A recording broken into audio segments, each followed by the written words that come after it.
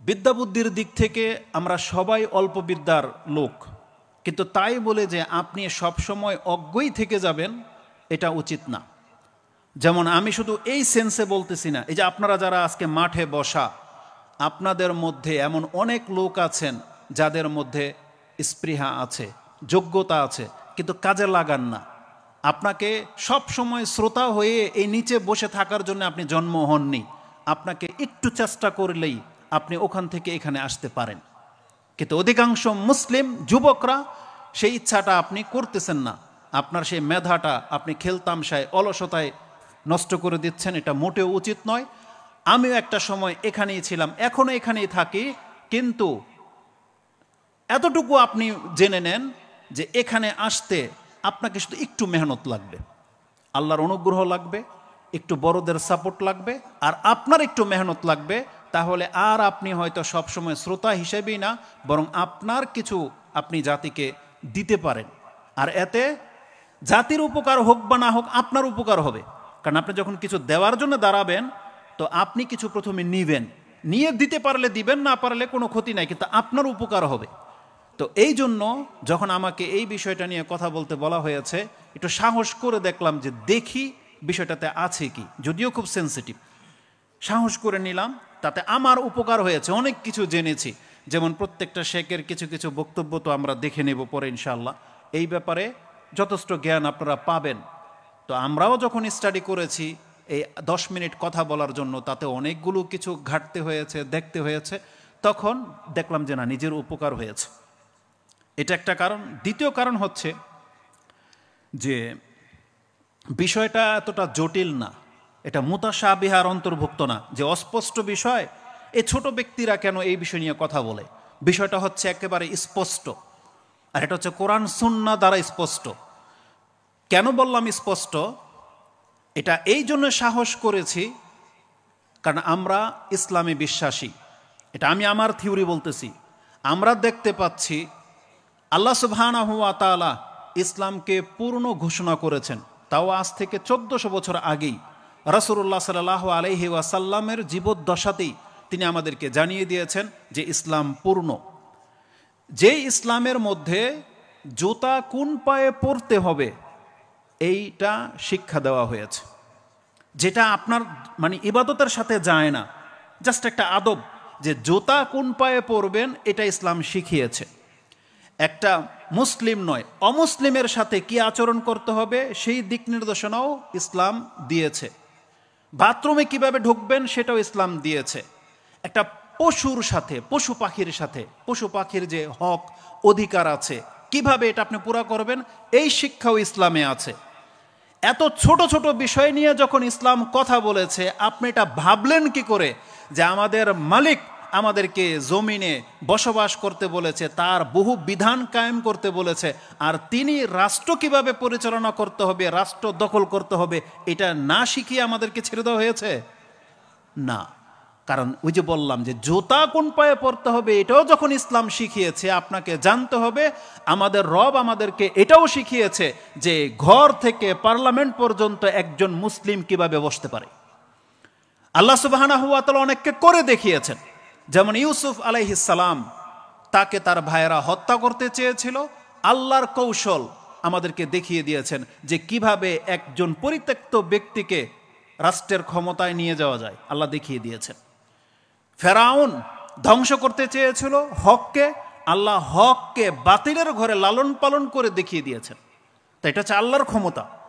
তারপর আল্লাহ সুবহানাহু ওয়া তাআলা তিনি এমন কোনো ক্ষমতা প্রয়োগ করে নাই আমাদের নবী মুহাম্মদ সাল্লাল্লাহু আলাইহি সাল্লামের ক্ষেত্রে, বরং কিভাবে লড়াই করে ক্ষমতায় আসতে হয় সেটাও আল্লাহ আমাদের নবী মুহাম্মদ সাল্লাল্লাহু আলাইহি সাল্লামের মাধ্যমে আমাদেরকে শিক্ষা দিয়েছেন।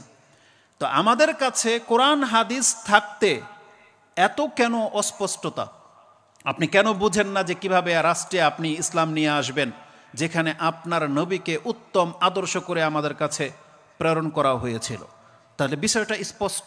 তার মানে আল্লাহর পক্ষ থেকে আমি দাবি করলাম যে আল্লাহর পক্ষ থেকে জানানো হয়েছে যে কিভাবে একটা রাষ্ট্রে আল্লাহর দাওয়াত প্রচার হবে, আর কিভাবে সেখানে সেই দাওয়াত টিকে যাবে, আর সেই অনুসারীরা সেই মতবাদের উপরে একটা রাষ্ট্র চালাবে, এটা আল্লাহ শিখিয়েছেন। এখন প্রশ্ন হলো আপনি সেটা জানেন কিনা, আর জানলে মানবেন কিনা, এটা হচ্ছে প্রশ্ন। যদি জানতে হয় তাহলে আপনি কোরআন হাদিস পড়বেন, আর জানার পরে আপনি মানবেন কিনা, এটা হচ্ছে আজকে এই সালাফি কনফারেন্সের দাবি। যদি মানেন তাহলে জেনে নেন, যেই দিন থেকে মানা শুরু করে দিবেন আপনার হাতে ক্ষমতা আসতে বেশি দিন লাগবে না। শুধু মান্যওয়ালা লোকগুলোকে আমরা মিসিং পাচ্ছি। যেই দিন দেখব তাদের তাদাদ, তাদের সংখ্যা বেড়ে গেছে, আপনি জেনে নেন আল্লাহ সুবহানাহু ওয়া তাআলার দেখানো নীতি এটা কোনো দিন ফেল হইতে পারে না, আর এটা জিতবেই জিতবে, এটা জয়ী হবেই হবে।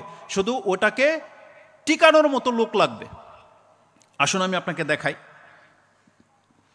তৃতীয় কারণ যেটা সব থেকে বড় সাহস এখান থেকেই হয়েছে, যে আল্লাহ সুবহানাহু ওয়া তাআলা আমাদেরকে যেহেতু শিক্ষা দিয়েছেন, তাহলে এই বিষয়টা বলতে এত দুর্বলতা কেন বা এত ভয় কেন? আমাদেরকে তো শুধু কথাই না বলতে হবে, আমাদেরকে তো অস্ত্র ধরতে বলা হয় নাই, শুধু ওই নীতিটা জাতির কাছে পেশ করতে হবে যে কিসের ভিত্তিতে আমরা এই রাষ্ট্রটাকে আল্লাহর দিন প্রতিষ্ঠা করে দেখাবো। আর আল্লাহ সুবহানাহু ওয়া তাআলা আমাদেরকে তো সব কিছু জানিয়ে দিয়েছেন। তো এটা বলতে বলতে যখন আমি বক্তব্যটা সাজাচ্ছিলাম, সুবহানাল্লাহ, হঠাৎ করে, এটা গতকালকে রাতের ঘটনা, আমি 3 বার বক্তব্যটাকে ডিলিট করেছি, আবার লিখেছি। কেন? হঠাৎ করে একটা হাদিস আমার সামনে আসছে। এই হাদিসটা শুধু আজকের বক্তব্যের জন্য না, এটা আমাদের প্রত্যেকটা যারা এই যে হোয়াটসঅ্যাপে, ফেসবুকে, ইউটিউবে বা যারা লেখালেখি করেন, প্রচার প্রসার করেন, দাওয়াতি কাজ করেন, তাদের জন্য এই হাদিসটা খুবই জরুরি। আজকের যেমন এই কনসার্নের জন্য, এই কনফারেন্সের জন্য জরুরি, এটা প্রত্যেকটা দায়ের জন্য আমি মনে করি জরুরি। যে আমি বললে তো কি না কি বলে ফেলতে পারতাম, কিন্তু কেন আজকে থেমে যাচ্ছি এই বিষয় নিয়ে, কেন আগে বাড়বো না? কারণ ওমর রাদিয়াল্লাহু তাআলার জীবনী থেকে একটা ঘটনা ইমাম বুখারী রাহিমাহুল্লাহ কোট করেছেন। ওমর রাদিয়াল্লাহু তাআলার জীবনের সর্বশেষ বছর তিনি যখন হজ করলেন, তার জীবনের সর্বশেষ হজ, তারপরেই কিন্তু তার ইন্তেকাল হয়েছে মদিনাতে ফিরে গিয়ে। তো তার বয়সের সর্বশেষ সময় তিনি বিদায় হজের খুতবাতে যখন গেলেন, তখন তার কান শুনতে পেল কিছু কিছু মানুষ সিদ্ধান্ত নিয়েই ফেলেছে যে এই আমির আল মুমিনিন ওমর রাদিয়াল্লাহু তাআলা আনহু যদি মারা যায়, তা আমরা অমুক অমুক ব্যক্তিকে নেতা বানিয়ে তাদের হাতে বায়াত করে নেব। আগে সিদ্ধান্ত নিয়ে নেওয়া হয়েছে। এতক্ষণ যা বললেন দেখেন, যে আবু বকর রাদিয়াল্লাহু তাআলা আনহুর পর ওমর রাদিয়াল্লাহু তাআলা আনহুকে খেলাফতে বসানো হয়েছে, তারপরে তিনি 6 জনকে যুক্ত করে দিয়েছেন, তারা ডিসাইড করবে, এগুলো তো পরের ব্যাপার। তার জীবদ্দশাতেই এমন লোক তৈরি হয়ে গেছে যে যারা আগে থেকে নির্বাচন করে নিয়েছিল যে ওমর রাদিয়াল্লাহু তাআলা আনহুর পরে কাকে তারা খলিফা বানাবে। এই কথাটা যখন ওমর রাদিয়াল্লাহু তাআলা আনহুর কানে আসছে, তখন তিনি অনেক বেশি রাগান্বিত হয়ে গেলেন। তখনই সিদ্ধান্ত নিয়ে নিলেন এখনই মিনার ময়দানে দাঁড়াবে এবং খুতবা দেবে পুরো জাতির সামনে খুব শক্ত ভাষায়। আর ওমর রাদিয়াল্লাহু তাআলা আনহুর মেজাজের খেলাফ যখন গেছে কথা, কারণ এটা হকের খেলাফ, তখন তিনি কি না করতে পারতেন সেই ভাষণে।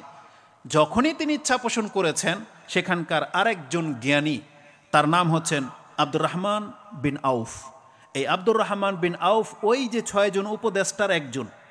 তিনি তখন ওমর রাদিয়াল্লাহু তাআলা আনহুকে নিষেধ করলেন, ইয়া আমির আল মুমিনিন লা তাফাল, আপনি এখন বক্তব্যে যেয়েন না, এখন মিজাজ গরম, আর এমন একটা জাতির সামনে আপনি বক্তব্য দিতে চেয়েছেন, এই সময় এই জাতির পরিচয়টা তিনি তুলে ধরেছিলেন। লা তাফাল ফা ইন্নাল মৌসিমা ইয়াজমাউ রাআ আন-নাস, এটা এমন একটা মৌসুম, হজের মৌসুমটা, এখানে সব পরহেজগাররাই আসে না, জ্ঞানীরাই আসে না, এখানে অনেক নির্বুদ্রা আসে, দুষ্ট প্রকৃতির লোকেরা আসে, হই হাল্লা পার্টি যারা, তারা আসে।